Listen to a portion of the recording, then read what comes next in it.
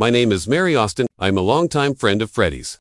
For 33 years, Mary Austin kept Freddie Mercury's biggest secrets. She watched him date men while living in his mansion. She held his hand as he died from AIDS. She inherited his entire fortune, worth millions. But there was one secret even darker. In 2024, after selling his home for $30 million, Mary finally spoke the truth. What she revealed about their relationship shocked the world. The truth about what really happened between them is finally coming out. Mary Georgina Austin was born on 6th of March 1951, in a small flat above a cobbler's shop on Fulham's North End Road. That same week, Britain's coal rations were cut again, and her family felt the struggle deeply. Her parents, Alfred and Rita, were both deaf, so their home was filled with fingerspelling instead of sound. Even their Bakelite alarm clock was one they could feel rather than hear. The rent was $210 a week, but it was often unpaid, forcing them to pawn blankets each winter just to afford a 100 weight of coal that lasted only about 3 evenings. By the time she was 7, Mary was already helping her parents with utility bills and even bartering leftover bread at market stalls for bruised fruit. Growing up in a silent household sharpened her attention. Teachers noticed she could lype 3 conversations at once, yet she spoke so softly that classmates had to lean in to hear her. That quiet pull would one day catch the attention of Freddie Mercury. By 1966, London was alive with color, but Mary, only 15, was earning $3 a week working at BAS's famous fashion store in Kensington. She spent her days pinning velvet mini dresses onto mannequins bound for stars like Twiggy while surviving on tea made with evaporated milk and shared cigarettes in the stockroom. Mary Ann Faithfull and Mick Jagger were among the customers she brushed past, tape measure in hand,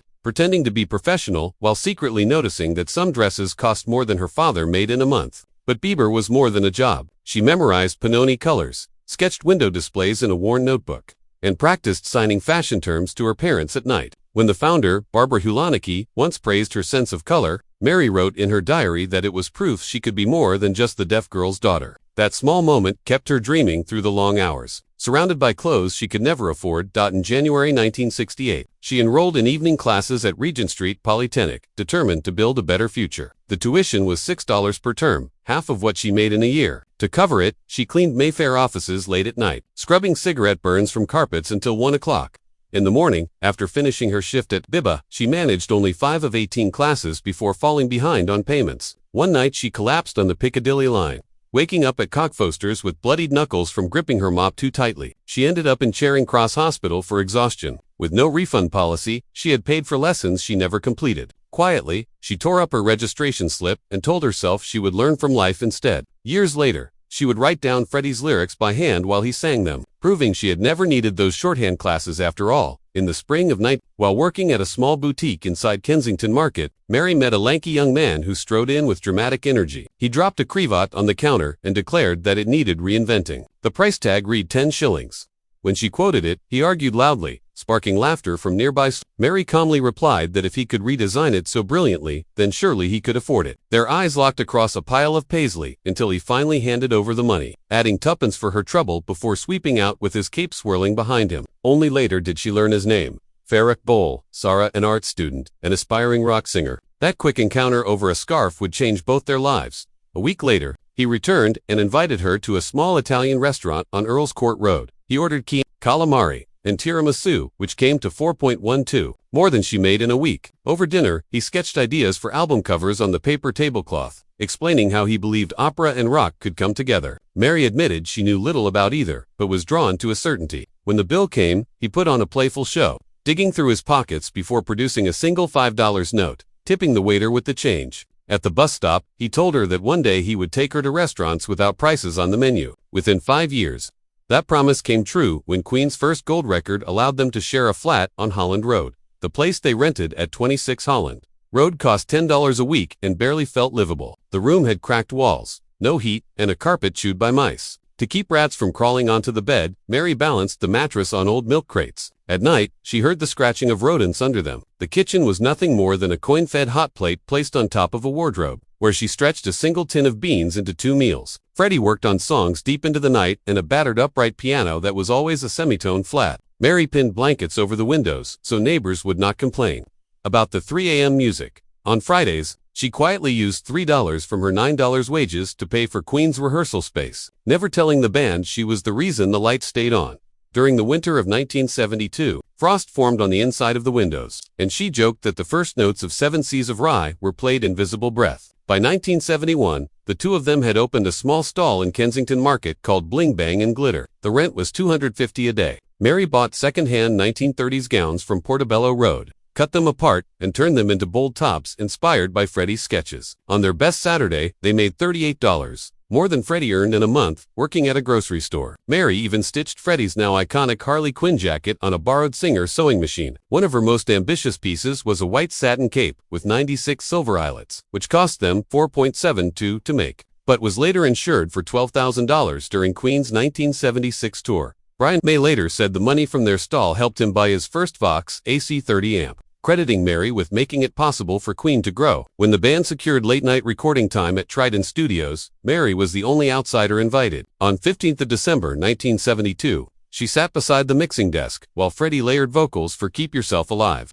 holding her breath so the microphones would not catch any sound. She kept careful notes of tape counter numbers each time he made a mistake, becoming the unpaid log keeper of the session. At one point, Freddie asked if his vocals sounded grand or ghastly. Mary assured him they were grand, giving him the confidence he needed. Producer John Anthony later said her calm presence did more for Freddie's nerves than any studio trick could. She carried the acetate home at dawn, wrapped carefully in her only wool coat. Mary also handled the band's money when there was hardly any. She kept their ledger in a small cash book showing weekly expenses of $22 against an income of only $11. She convinced a music shop on Tottenham Court Road to lease them a PA system for $60 a day, payable after gigs. Many nights they ate only because Mary brought old Chelsea buns discarded from Biba's Cafe in July 1973. The band's van broke down on the way to Torque. Mary pawned her grandmother's locket for $15 to cover repairs, finally retrieving it months later when Queen received their first record advance. By the end of that year, she managed to save 47 bissetins in a joint account for the band at National Westminster Bank in Kensington. At Christmas, in 1973, Freddie proposed with a modest 9-carat gold ring he bought for $12 at a pawnbroker. After a concert at Hammersmith Odeon, he led her onto the empty stage, knelt, and asked if she would be his wife once Queen's success could support them. She agreed, but insisted they wait until the band earned a gold record. When Freddie bought Garden Lodge for $500,000 in early 1977, Mary thought the Georgian villa would be their forever home. Yet within months, the 28-room house felt less like theirs and more like a private stage. Freddie filled it with treasures: an 18th-century Chippendale dining suite, a pair of Louis XVI gilt mirrors he bought at Christie's for $99,800, and a wall-sized Andy Warhol print. Weekend deliveries of antique statues arrived, so often that the local movers nicknamed the house Versailles West. Mary later admitted she sometimes hid in the attic flat she had once called a bedsit because she no longer recognized the rooms downstairs. By late 1978, Freddie's growing circle of artists, club owners, and Japanese dealers treated Garden Lodge like an after-hours salon. Mary, who had once chosen simple cream curtains for the windows, now felt like a guest who had forgotten the password. Only a few years earlier, in 1975, Mary had shopped on Kings Road for second-hand BA jackets that cost $3 each. 2 years later, she was sitting front row at Zandra Rhodes's spring show in a 480 OC Clark gown. The sudden change in her wardrobe showed the power of rock star money, but not her comfort. She confessed to a friend that she felt like a cardboard cutout in color. At the A Star is Born premiere in Leicester Square on 14th of January, 1977, photographers shouted Freddie's name while Mary stood half a step behind, dressed in emerald satin and Cartier earrings, clutching a bag she had borrowed from Queen's stylist. Backstage at the Forum in Englewood that December, roadies teased her about her $300 Manolo heels sinking into cables. She laughed, but in her diary she wrote, "Everyone else is wearing the costume. I feel like I am the costume." The glitter made her visible, but it also reminded her how far she had drifted from the shy shop girl who once patched up Freddie's jeans. Mary had what every fan dreamed of, a past that gave her access everywhere. She saw Freddie test Somebody to Love at Hyde Park on the 18th of September 1976, tape a silver star to his chest for Earl's Court on the 7th of June 1977, and perfect the mic stand twirl that would define Live Aid 8 years later. From the wings, she noticed more private moments, too, like after the encore in Houston on the 11th of December. 1977, when Freddie skipped their usual champagne and instead left with a group of club regulars. On the Japan tour the next spring, she realized that post-show invitations now listed only one guest, Mr. Mercury, and a +1. When she asked if she should book her own flight home, Freddie kissed her forehead and said, Book 2 seats. I might join you, darling. She took the hint and flew alone. The cheers of 20,000 fans could not hide the silence between two people who had once shared a single takeaway pizza in a tiny bedsit. Love for art grew into an obsession during 1977 and 1978.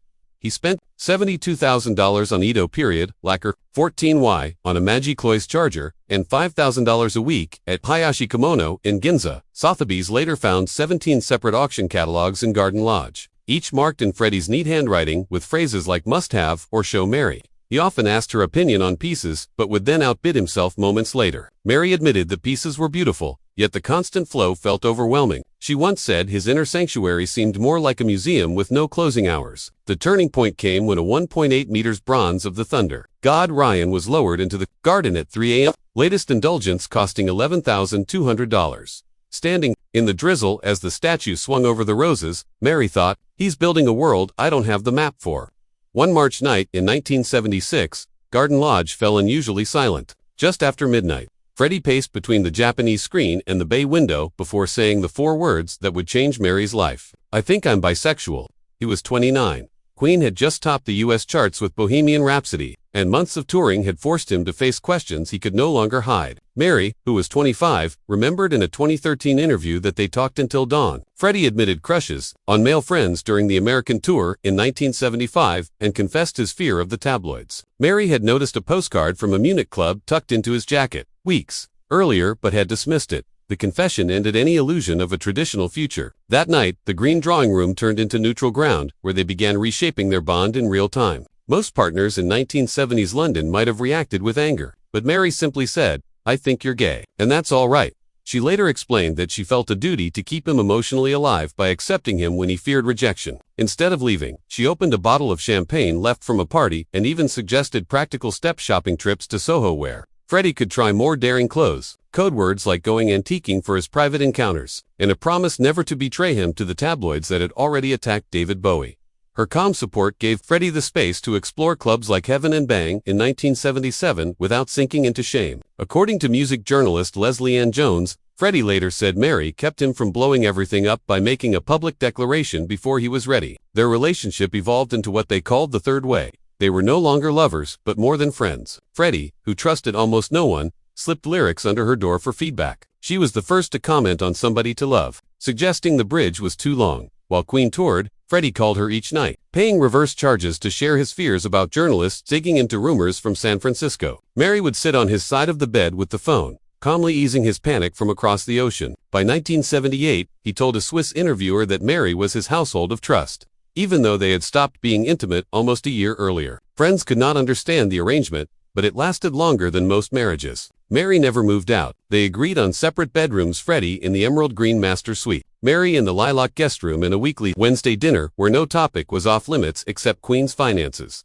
She managed the house while he toured, sorting fan mail, caring for his Japanese prints, and paying the bills. Freddie visited clubs late at night, and Mary waited up with tea to hear how it went. Brian May later said Freddie trusted Mary with the one thing that could have ruined him in that tabloid era, his secret life. Their home became both a sanctuary and a launchpad for his self-discovery. Mary's diary reveals that their last physical intimacy happened on the 12th of October 1977. After Queen finished recording News of the World, Freddie, thrilled with his vocals on Get Down, Make Love, invited her to celebrate. They kissed and spent the night together. At dawn, Mary felt it was a farewell to that closeness. She never spoke of it publicly until a private BBC interview in 1996, saying she would carry that dawn in silence. Their romantic chapter closed, but the bond remained unbreakable. In early 1985, only weeks after Queen's historic Live Aid performance, Mary Austin began noticing worrying changes in Freddie Mercury. He was losing weight even though he was still rehearsing constantly, and bluish spots sometimes appeared on his arms. Doctors had begun linking such marks to Kaposi's sarcoma, one of the first signs of AIDS. Concerned, Mary went to London's Gaze the Word bookshop on March 4, 1985, and picked up every pamphlet she could find about what the press was calling the gay cancer. That same night, she wrote in her diary, Freddie losing flesh on collarbones. Must research. The news around her only made the fear worse. By the end of that year, the UK had reported 2,348 AIDS cases and 1,320 deaths. More than half of those diagnosed. There was no effective treatment yet, so Mary knew that spotting symptoms early might be Freddie's only chance. She began keeping her own secret file at Garden Lodge, hidden away in a locked drawer. At the time, even whispering the word AIDS could ruin a person's career or friendships. During 1986 and 1987, Mary arranged medical visits in complete secrecy. She booked Harley Street appointments under the name Frederick Bulser-Amack and used her own phone number so no one could connect them. On February 22, 1987, she drove Freddie to Brompton Hospital at 5:45 a.m., choosing that time so staff would be changing shifts and less likely to notice him. When his test results came back positive on April 29, 1987, Mary moved quickly. She hired a courier to bring a ZT from New York, still an experimental drug, and paid $7,600 for a 3-month supply that was routed through Amsterdam so no British customs form would reveal Freddie's name. She even kept extra prescription pads in their Kensington safe, crossing out barcodes so pharmacies could not trace them. She also made sure Queen's tour insurance covered unspecified chronic illness, a phrase that allowed for private medical flights without exposing Freddie's condition. Thanks to Mary's planning, Freddie gained not just privacy, but also time to keep recording. The burden of keeping the secret weighed heavily on her. From 1987 until November 1991, Mary held the truth, while rumors spread. Tabloids ran long-lens photos of Freddie looking frail in April 1990. But she stuck to the explanation that he was exhausted from studio work. Freddie had begged her not to share the truth, warning that if one crack appears, the dam bursts. By 1990, newspapers were offering up to $500,000 for proof of his illness, equal to about $1.2 million today. But Mary refused every offer. She later described the pressure as feeling like she was guarding a nuclear core. Even the sound of a ringing phone could send her heart racing, afraid it might be a clinic calling by mistake. The stress took a toll. She lost 9 kilograms in 18 months and once stayed awake 72 hours straight before collapsing beside Freddie's bed. Still, she stayed silent until Freddie released his own statement on November 23, 1991. Despite his failing health, Freddie kept recording. From January to May 1991, Mary arranged evening sessions at Metropolis Studios so his daytime for treatments wouldn't interfere.